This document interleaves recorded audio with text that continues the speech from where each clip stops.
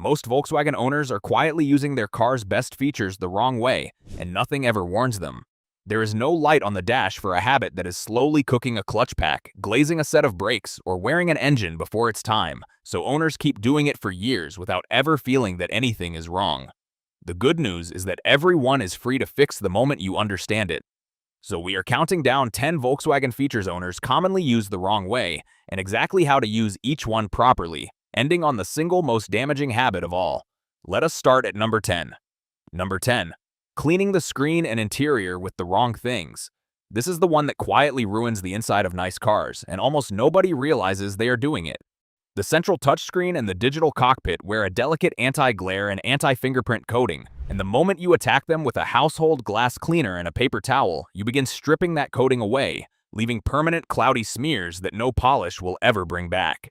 The same goes for the cabin, where ammonia-based cleaners crack the leather. The wrong product turns the Alcantara on a GTI or R into a matted mess, and a rough cloth fills the piano black trim with fine swirls. The right way costs almost nothing. Use a clean, slightly damp microfiber cloth for the screens, with a dedicated screen-safe product only if you truly need it, and never spray any liquid directly onto the display.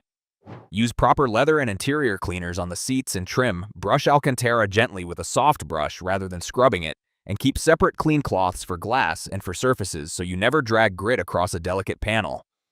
Get this wrong and you are looking at a cracked, cloudy, swirled cabin and, in the worst case, a screen that needs replacing. Keep a small kit in the car, a couple of clean microfiber cloths, and a screen-safe spray so you never grab the wrong bottle in a hurry, and go gently on the gloss black trim around the gear selector and screen because it shows every swirl under sunlight and is almost impossible to bring back once marked.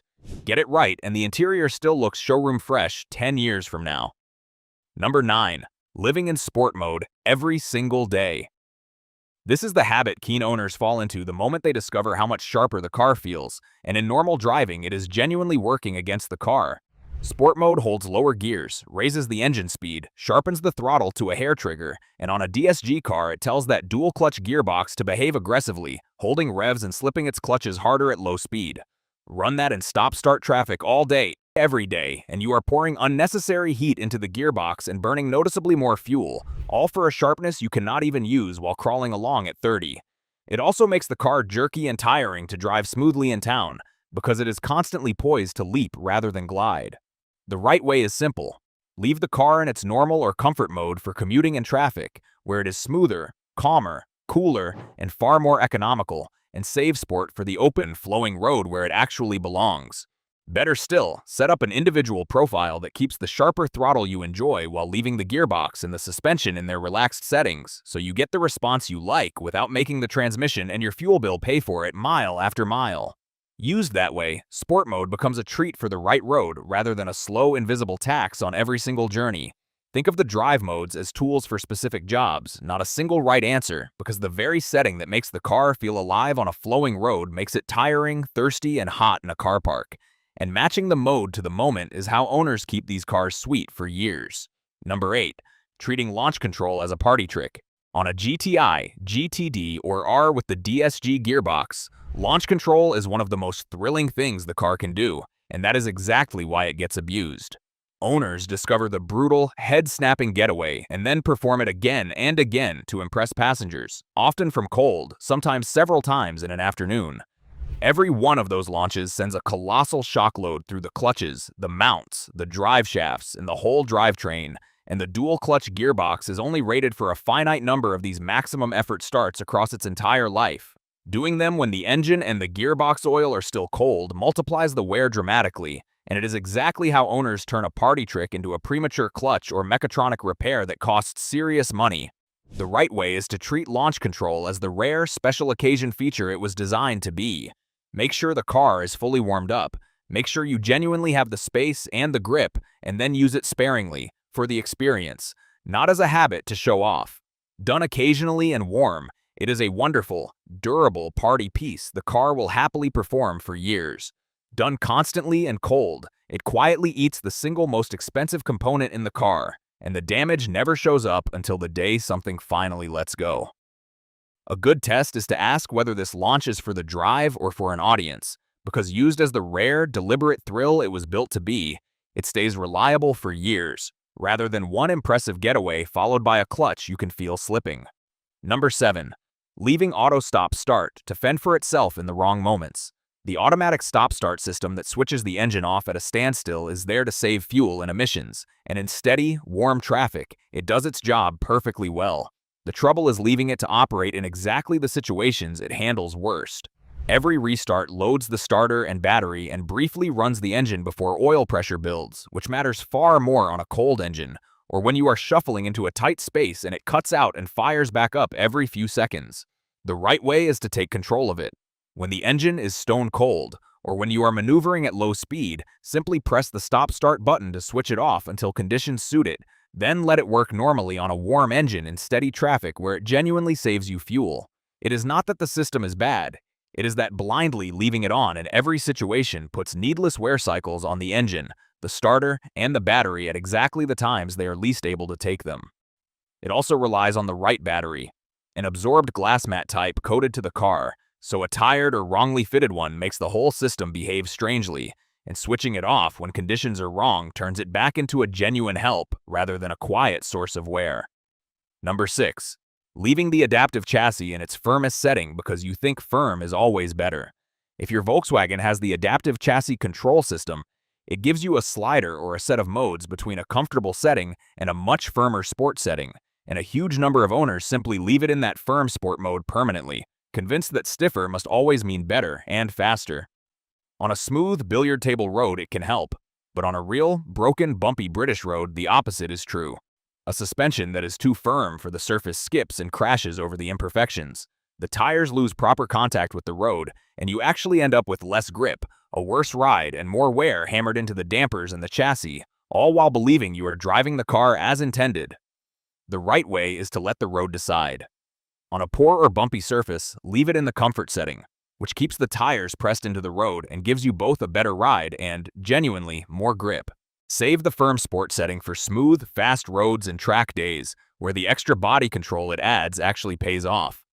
Volkswagen gave you that whole range of adjustment for a reason, and locking it in one extreme throws away half of what you paid for, while quietly making the car worse on exactly the roads you use most. Firmer is a tool for a smooth surface, not a badge of how seriously you drive, so read the road, choose the setting that keeps the tires planted, and you end up both more comfortable and genuinely quicker on the real-world roads you actually drive. If you enjoy this video, give us a thumbs up and subscribe to our channel. Number 5. Holding the car still on a hill with the accelerator instead of the brake. This is one of the most damaging habits a DSG owner can have, and almost nobody realizes they are doing harm. When you are stopped on an incline, at a junction, or edging up a car park ramp, it is tempting to balance the car against gravity with a little throttle to stop it rolling back. On a manual that slips the clutch, and on a DSG it does exactly the same thing, holding the car by slipping that dual clutch against the engine, generating real heat in a component that hates being held at the bite point. Do it day after day, and you are slowly cooking one of the most expensive parts of the car. The right way is to let the car hold itself. Use the foot brake, or better still, auto hold, which clamps the brakes so you can lift off the pedal entirely with no clutch slip, then pulls away cleanly when you press the accelerator. On a hill, never hover on the throttle to stay still, simply hold it on the brake and let the gearbox engage properly only when you actually want to move. It feels harmless because the car sits there so obediently, which is why owners do it for years without connecting it to the clutch wear that eventually arrives. Make auto hold your default on every hill and at every long light, and you stop punishing the gearbox entirely. Your clutches will last far longer for it. Number 4. Driving around on the wrong tire pressures. Half the Volkswagens on the road are riding on pressures that are simply wrong, because someone never checked them, ignored that the car often calls for different pressures for a light load versus a full one, or never reset the monitoring after a change. The correct figures live on a label in the driver's door shut and in the manual, and dialing them in precisely, then resetting the tire pressure monitoring so it learns the new baseline, genuinely transforms the ride, the handling, the tire wear, and even the fuel economy. Underinflated tires drag, run hot, wear their edges, and waste fuel, while overinflated ones ride harshly, wear their centers, and reduce grip. The right way is to check them cold, before you have driven, because a warm tire reads falsely high and sends you chasing the wrong number, and to set them to the figure that matches your load. It is a 5-minute job with a decent gauge, it costs nothing, and it is the single most overlooked free improvement on the whole car. Getting the pressures exactly right also makes a surprising difference to how settled the car feels, and quietly saves you a set of expensive tires long before their time. Number 3. Riding the brakes down a long hill instead of letting the gears do the work. This is a habit drivers bring straight from gentle, everyday motoring and never think to question, and on a quick, heavy Volkswagen, it genuinely punishes the car. Sitting on the brake pedal the whole way down builds enormous heat in the discs and pads, which can boil the fluid, glaze the pads, and leave you with a soft, fading pedal exactly when you most need the brakes. Your car has a far better tool, the gearbox. Use engine braking, dropping into a lower gear with the DSG paddles or the manual gate, so the engine holds the car back down the slope and the brakes stay cool and ready for a genuine emergency. It is how every experienced driver descends a mountain pass. It saves the brakes from heat damage, and it gives you more control, because a car held by its gearing is settled in a way one hanging on overheating brakes never is. On a long descent, the difference is dramatic. The driver riding the brakes arrives with a soft pedal and the smell of hot pads, the one using the gears with brakes still cool and sharp. Let the engine do the work, and keep the brakes in reserve for when you truly need them. Number 2. Filling up with cheap regular fuel instead of the fuel the engine actually wants.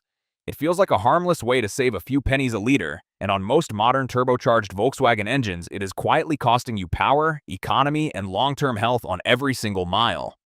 These turbocharged TSI engines run high compression and boost and perform at their best on higher octane premium fuel. Feed them the cheapest low-octane grade and the knock sensor pulls back the ignition timing to protect the engine, which silently robs you of power, raises temperatures, and worsens economy with no warning light at all. Over the years, that extra heat and poorer combustion take a real toll, especially on engines prone to carbon.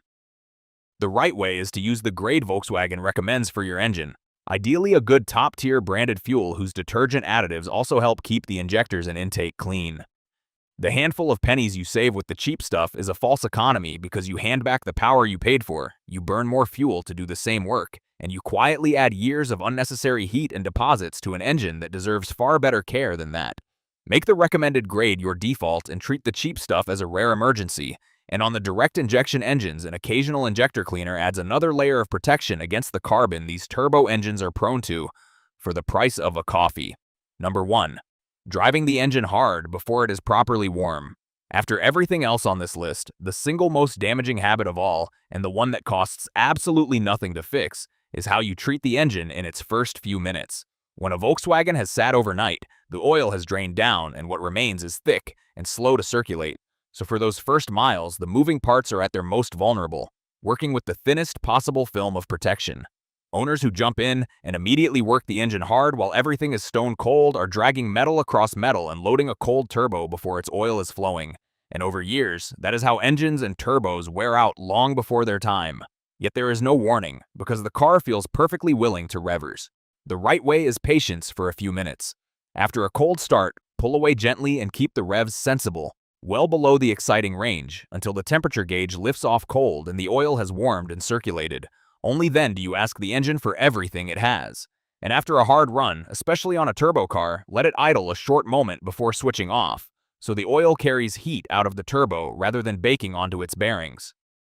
Those first and last few minutes are the cheapest insurance on the most expensive parts of the car, the engine and turbo. It is completely free. It asks nothing but a little discipline, and it is the single biggest reason some of these engines sail well past 200,000 miles while others, driven hard from cold, are tired and worn out at half the distance. So there are the 10 features and the 10 habits to fix. From the cleaning products quietly wrecking your interior and screens, to living in sport mode, abusing launch control, leaving stop-start to fend for itself, and locking the chassis in its firmest setting, through slipping the clutch to hold yourself on a hill, running the wrong tire pressures, riding the brakes downhill, and feeding the engine cheap fuel, right up to the big one, working a cold engine hard. Notice the thread, because not a single fix requires a tool, a part, or a trip to the dealer. They simply ask you to understand what Volkswagen built these features to do, and then use them that way. Fix even a few of these, and your car will drive better, last longer, and cost you less, which is exactly what all this engineering was designed to deliver the moment you stop fighting it and start working with it. None of it asks you to enjoy the car any less. In fact, most make it nicer to live with day to day. They simply ask you to use its engineering with intent rather than on autopilot. Thanks for watching. Don't forget to hit the subscribe button, and I'll see you guys in the next one.